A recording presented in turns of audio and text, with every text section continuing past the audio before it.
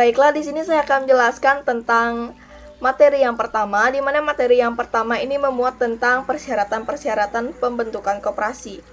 Di mana pembentukan koperasi ini sudah tertuang dalam Undang-Undang Nomor 25 Tahun 1992 tentang perkoperasian di bab 4 dengan pasal 6 sampai dengan pasal 8, yaitu persyaratannya ada yang pertama bentuk koperasi, di mana bentuk koperasi ini ada bentuk koperasi primer dan sekunder. Yang kedua ada minimal anggota untuk primer yaitu 20 anggota dan minimal untuk sekunder adalah minimal 3 koperasi. Yang ketiga itu ada wilayah. Untuk wilayah itu harus di Republik Indonesia, tidak boleh di luar dari Republik Indonesia. Yang keempat ada akta pendirian yang memuat anggaran dasar. Yang kelima adalah anggaran dasar yang memuat hal-hal sebagai berikut, yaitu ada daftar nama pendiri, nama dan tempat kedudukan, ada maksud dan tujuan serta bidang usaha yang akan dilakukan, ada ketentuan mengenai anggota, ketentuan mengenai rapat anggota, ketentuan mengenai pengelolaan, mengenai permodalan, jangka waktu berdirinya, pembagian sisa hasil usaha, dan mengenai sanksi. Dan selanjutnya akan dijelaskan oleh teman saya. Terima kasih.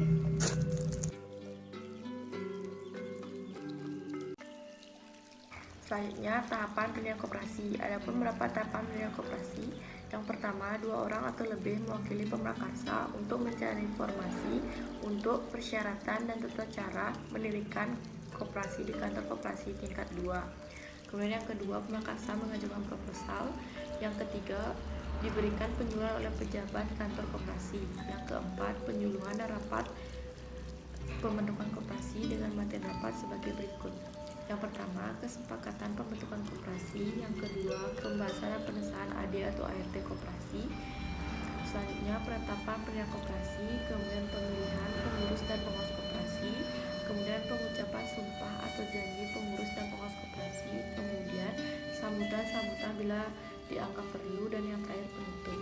Tahapan pendirian koperasi yang kelima yaitu sejak rapat pembentukan tersebut, koperasi telah dapat menjalankan aktivitas usahanya, antara lain: yang pertama, anggota membayar simpanan wajib, simpanan pokok, dan simpanan lainnya.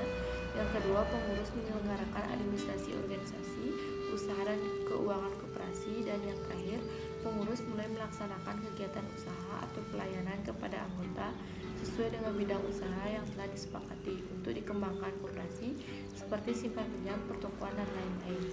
Baik, selanjutnya akan dilanjutkan oleh teman saya. Tahap pendirian koperasi yang keenam adalah pengurus mengajukan permohonan pengesahan koperasi sebagai badan hukum ke kantor koperasi setempat. Permohonan tersebut dibuat perangkap 3 dan aslinya bermaterai Rp1.000 disertai lampiran sebagai berikut. Yang pertama, akte pendiri dan AD atau ART koperasi dibuat rangkap 3 dan aslinya bermaterai Rp1.000. Yang kedua, berita acara rapat pembentukan koperasi.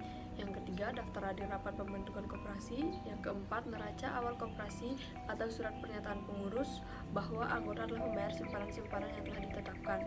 Yang kelima, daftar susunan pengurus dan pegawai dan pengawas koperasi. Yang keenam, daftar riwayat hidup masing-masing pengurus dan pengawas koperasi. Terima kasih.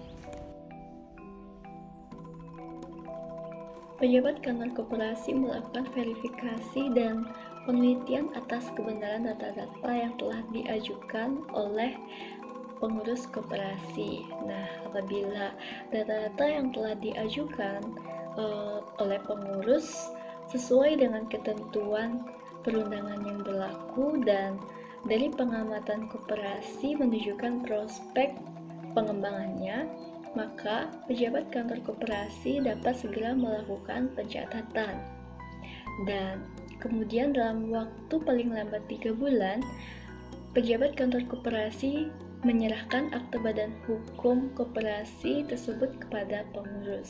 8.